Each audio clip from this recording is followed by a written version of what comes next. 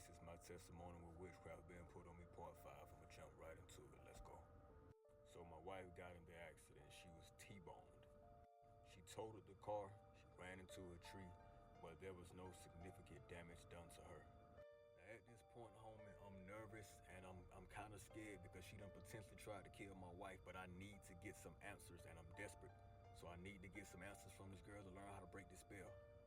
So I don't invite her over. I go over to her crib instead.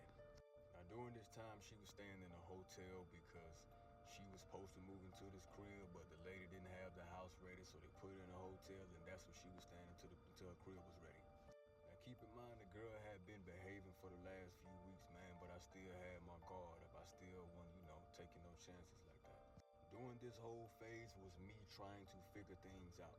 So I'm trying to outsmart her. I'm trying to fast with her, trying to get her to fast with me so we can break this connection of sex.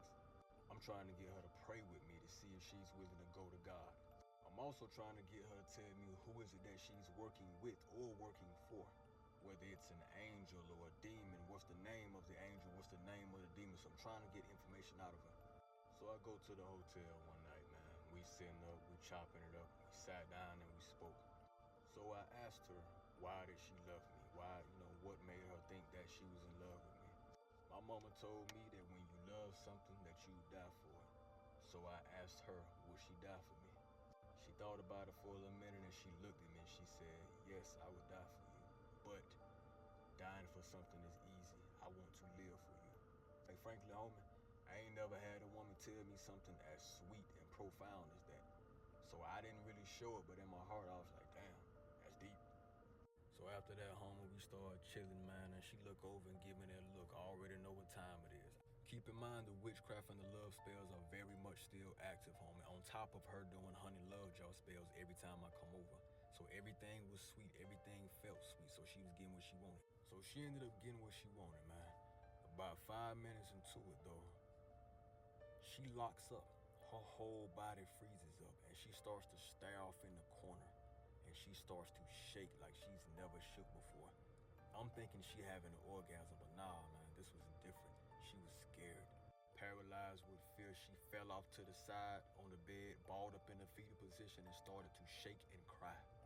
I'm thinking that she having a mental breakdown or some type of PTSD that kicked in from her past.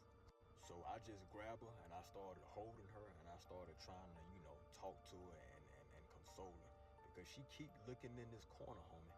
She keep looking in the corner as if there's something standing over there or said that there's something there.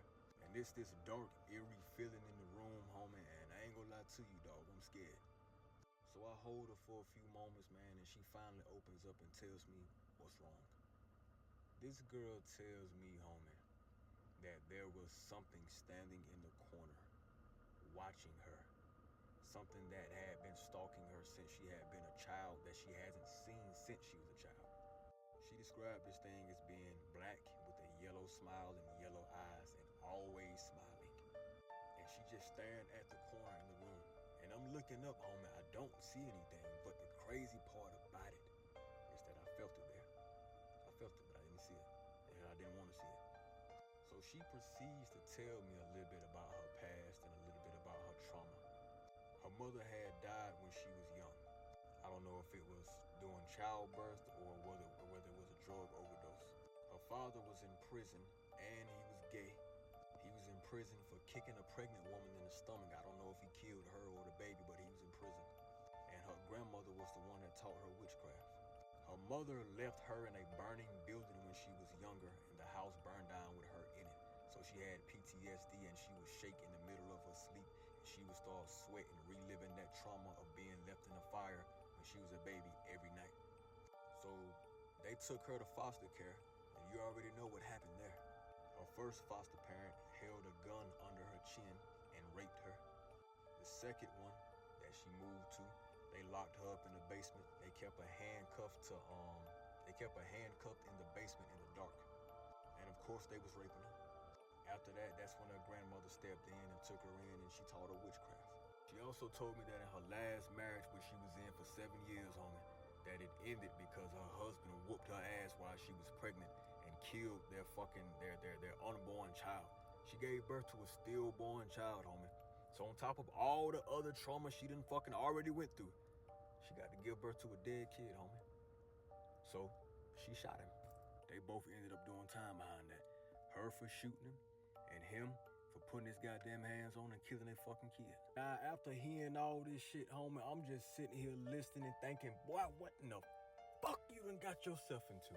So it explained why her magic was so strong, why she was so deeply rooted in hatred, because she had plenty of reasons to hate motherfuckers. When you go through that type of trauma, homie, there's a certain amount of emptiness that's left inside of you. And she told me that after she got raped, that's when she started seeing the demon. And I told her that the man that raped you, he dropped that demon off with you. And you've been carrying that demon with you that he's dropped off with you via sex. I honestly thought that demon was a manifestation of all her trauma. And I think that it scared her because it was a reflection of her trauma, or a reflection of her spirit, to be honest with you. So either way, I finally calmed her down. Later on, we go to sleep.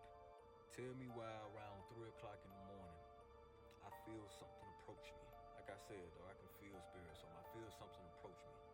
Before I can open my eyes, something mushed me in my face like this, hard as hell, and said, leave. I jump up out my sleep, homie. I'm scared, my heart jumping all fast, I'm fucked up, and I'm looking around. And in my head, I'm like, I know what that was. This thing want me gone. I ain't gonna argue, I ain't gonna fight, I ain't gonna fuss. Homie, I got up, started putting my shoes on, man. She rolled over, was like, where you going? I said, I just thought about something. I gotta get back to the crib. So now I'm learning things about her. I'm getting enough information to kind of know what I'm dealing with and know how to kind of defeat this thing, or how to go about breaking this bond with me and her. I tried to stay home and just talk to her, but of course, she cranked the volume up. Half crazy and in pain, I went over there. She facing me, my back is towards the door. Tell me why little mama lock up again, freeze up again, and she standing right behind me this time. I look at her and I say, girl, what do you see? I promise you, homie, this girl looks at me and says, it's standing right behind you. So boy, obviously, at this point, I'm shaking like a little stripper, and I'm nervous, damn near finna shit myself. But I remember what my mama taught me, so I started praying. Before I could start praying, she looked at me and said, it's gone. I look over my shoulder hesitantly like, do I really want to see what might have been here, or feel what may have been here? Hell no. So I'm getting ready to leave, man, but before I leave, she tells me that each time she see it, it's getting closer and closer to me, and that it does not want me with her, and that it only came twice in her life, once with her ex-husband and then one time with me. So in my head, I'm like, this sounds like a spirit wife or a spirit husband. It's protective over her. Anybody that gets close to her tries to destroy her relationships. It's okay if we just fucking, but if she falls in love, it's an issue. Another thing come to mind is maybe she a black widow. Everything that she get involved with love-wise, she kills or she destroys, like that woman in the movie Eve's Bayou. Then I'm thinking maybe it's just a regular spirit that's attached to this woman that has grown fond of her. Maybe it's a monitoring spirit. Or maybe it's just a reflection of her inner fucked up world. Either way, I had something to go off of. So now I went to my mother, I went to my auntie, and I went to my wife, and I told them what I had saw, what I thought it was, and I got their opinions on it. They couldn't give me a definite answer, but one thing that they all agreed upon is that it sounded just like a spirit husband. A spirit husband is just like what it sounds. It is a spirit, a demon that's attached to you, that is somewhat in a spiritual marriage with you. It is super protective, and it is very stingy with you. It don't want you being in love with nobody or doing anything outside of it. Spirit spouses are obsessive, clingy, manipulative, and they will fuck your world up. Part 6 coming next.